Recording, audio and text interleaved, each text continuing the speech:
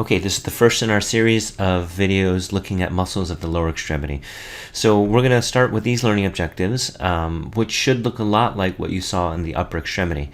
Which muscles move the hip? We're going to start with the hip, looking in the sagittal plane, the coronal plane, and the transverse plane. So by now you should feel pretty comfortable knowing that the sagittal plane movements are going to be flexion and extension. The coronal plane movements are abduction and adduction, and the transverse plane motions or movements are internal or medial rotation and external or lateral rotation. And then there's a special movement, circumduction. So again, since we're doing this by screen capture, I can't show you these movements, but in that initial YouTube video that I posted, you should be able to see what these movements look like. So hip flexion is basically, if you were to think of bringing your knee to your chest, what is your hip doing? That's what it's doing. It's going through flexion.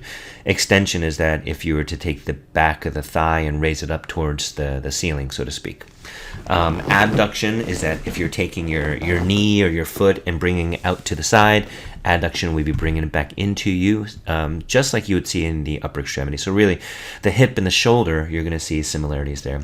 And then internal rotation, imagine taking your kneecap, your patella, and moving it in. Let's say you're doing your right side. If you take your right kneecap and you rotate that inward so that it faces your left knee or faces the midline, that is medial rotation. If you want it to face outward, then that is external rotation. So again, you should all, at this point, stand up and move your hips around and be very, very comfortable with this terminology as we move forward. So again, those are the learning objectives we're going to cover: sagittal plane movement, coronal plane movement, and transverse plane movements. Okay, so starting off with the hip. Again, I've got a muscle listed here, quadratus lumborum. This is really more of a midline muscle, but just like it did in the upper extremity where I showed you the sternocleidomastoid, we just happen to have a picture here of the quadratus lumborum just because it's a nice view, but it's not really categorized as a muscle of the lower extremity. So why don't we tackle him at another point? So the first one we'll start off is a super powerful muscle, which is iliopsoas. This iliopsoas is actually made up of two separate muscles, and one is the psoas major. And this guy's the psoas major. He comes down from the lumbar spine, various parts of the lumbar spine, and he extends down to the femur. And then the iliacus is right here on that interior surface of the ilium. And so those two muscles actually hook up together, just like this, just where you see, and they form this muscle called the iliopsoas. So the iliopsoas is the most powerful hip flexor. And so when you are bringing your knee up to your chest, when you are engaging in hip flexion, then the iliopsoas is the one that's generating most of the force in that motion. The other thing the iliopsoas will do is that he's going to allow external rotation. So he's a pretty decent external rotator. The next muscle we see here over to the side is the tensor fascia lata. The tensor fascia lata, also abbreviated as the TFL, is responsible for hip abduction. And so hip abduction is, again, if you had, let's take this guy, and this is the femur facing down like this. And now I'm going to go through abduction. This right here is AB, or abduction, that motion. And if I were to bring it right back down, this is adduction, or adduction. So the tensor fascia lata, this muscle here, is going to be responsible for hip abduction. And he also does just a little bit of internal rotation. The psoas minor is a relatively minor muscle here, and he contributes to flexion of the trunk. And he's not that good at it, but he does contribute. Moving on then, we see sartorius. Sartorius is the longest muscle we have in the body. He starts over here at the ASIS, and he comes all the way down here, and he crosses the knee joint to insert onto the tibia. So sartorius is actually not really that good at anything. He contributes to hip flexion. In other words, he's a synergistic muscle to the iliopsoas. He contributes just a little bit to knee flexion. Again, he's not very good at it, but he contributes just a little bit. He's synergistic to the hamstring muscles, which we'll look at later. And then finally, he does a little bit of external rotation of the hip. And again, not super good at it, but he can do that. While we're at it, who else does external rotation of the hip? The muscle that we had named earlier, and that is the iliopsoas. Okay. In terms of hip adductors, there's a handful here. Hip adductors, we really think of these as a big group. This is the pectineus. There's an adductor longus muscle right next to him, and then buried underneath all these guys, which we've got a better shot of it in the next slide, right over here. Buried underneath is adductor magnus. There's the adductor longus again if we just peeled some stuff away. This is pectineus that's just been cut. So there's a closer look in at the adductors.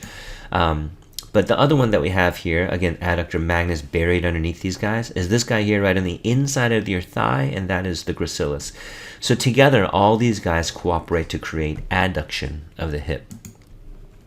So again, adductors of the hip.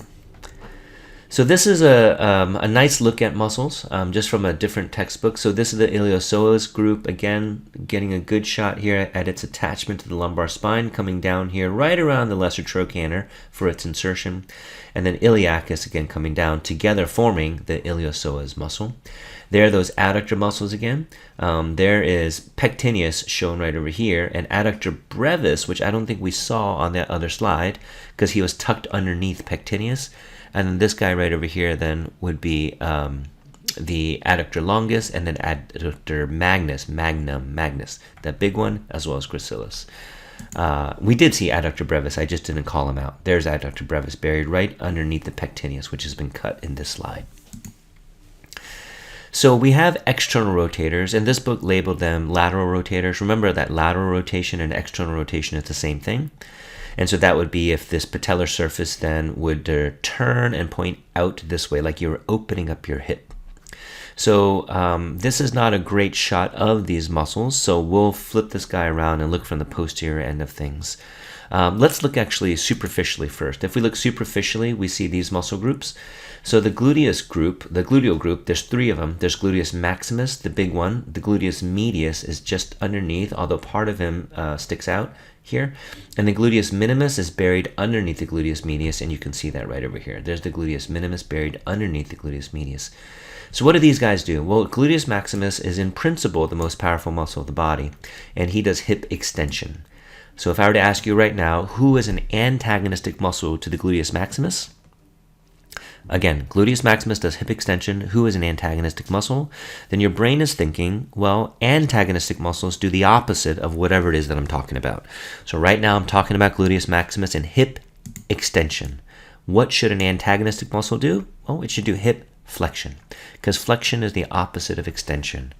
Abduction is the opposite of adduction. Internal rotation is the opposite of external rotation. So gluteus maximus is hip extension. Who is an antagonistic muscle? Well, the antagonistic muscle then would be that powerful hip flexor we looked at in the iliopsoas. Okay, so the other thing gluteus maximus does is he does external rotation of the hip. So he's actually a really good external rotator. If you look at the direction of his muscle fibers, again, consider how we're learning muscles. This is point A, attachment to the ilium as well as the sacrum, and point B is right over here on the posterior proximal part of the femur. So you can see that in the transverse plane, it can create a bit of rotation here. And again, if you doubt that, then again, stand up, put your own hand on your own gluteal region, and then go ahead and externally rotate your hip, and you should feel that gluteus maximus being activated. Gluteus maximus also contributes to sagittal plane stability of the pelvis. This is a little bit harder to show in these types of static images, but what that means is your pelvis can rock within the sagittal plane. If you stand up tall right now and think about sticking your butt out, I don't mean bending over, but stand up tall and stick your butt out, and then alternately take your tailbone and tuck it in. That rocking motion that we see of the pelvis is movement within the sagittal plane. And so the gluteus maximus is going to play a critical role in stabilizing that pelvis within the sagittal plane. The gluteus medius and minimus both do the same thing, so let's talk about those together. Ooh, there's an end parenthesis missing there. And so what this guy is going to do, gluteus medius and minimus are both going to do hip abduction. So remember again what abduction is. Abduction is that if I take my femur right over here, if I have my femur, abduction is when I take my femur and bring it out this way, right? So that is what gluteus medius and minimus are both going to do.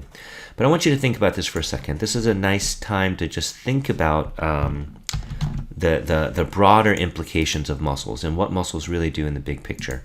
So muscles themselves, again, they move joints, but they also are going to stabilize joints. So think to yourself right now, do you ever really do this movement? And chances are you don't, unless you're in dance or figure skating or something like that. This type of motion to this extent, it's really a rare movement. So does that mean then that the gluteus medius and minimus don't do anything except for dancers? Of course, that's not what it means. So I want you to consider this. Consider that you are standing on this limb. So I'm looking from the backside. So right now what I've drawn out is the right limb. So this is the right femur. You're standing on top, and take your left leg and lift it up. If you take your left leg and just lift it up, meaning just remove the foot off the ground so you're standing on one leg, which way do you want to fall? Well, all your weight here, if we think of center of mass here, your weight is going to want to fall this way. And so what that's really going to lead to, that's going to lead to a tilting of the pelvis along this line. Can you imagine that? Because your weight is pulling you down this way. And so your pelvis going from being level, here, let me level out the pelvis here.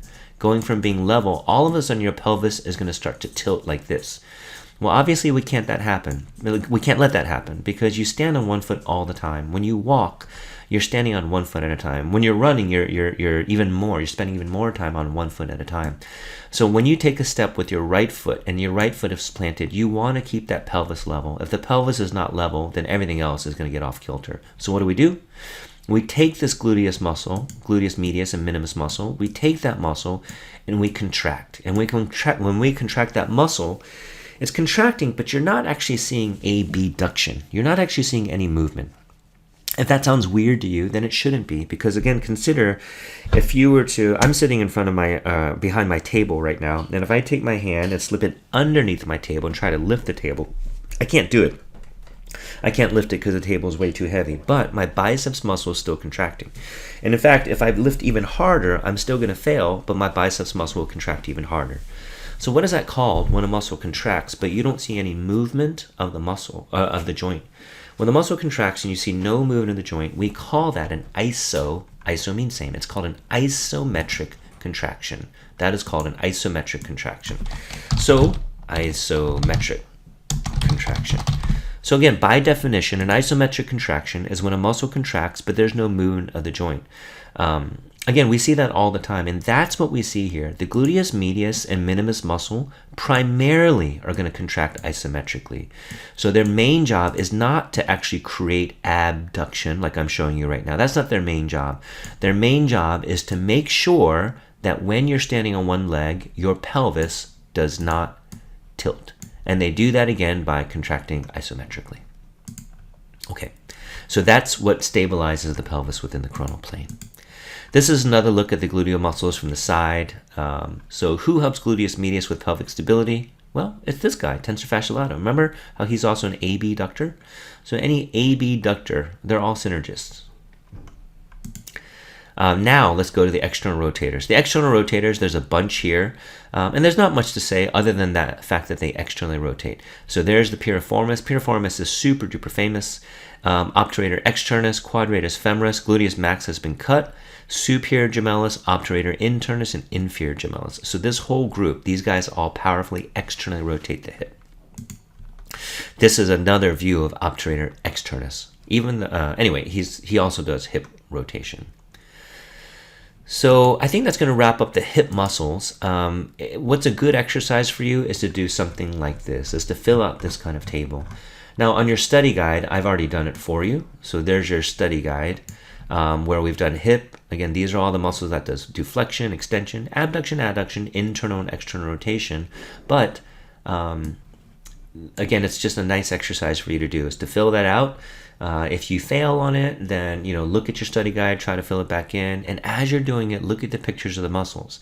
After you've done that, then tear out that table, rip it up, well, I guess this is on PowerPoint, so you're not ripping it up, but you get my meaning, and then do it over again. And then, again, looking at the muscles. That's how you study these muscles. So you fill out these types of tables while you're looking at pictures, while you're standing up, moving your muscle through every plane, maybe even touching the muscle, those that are accessible anyway, to feel those muscles engaging as you go through these motions. So that'll wrap it up for the hip muscles.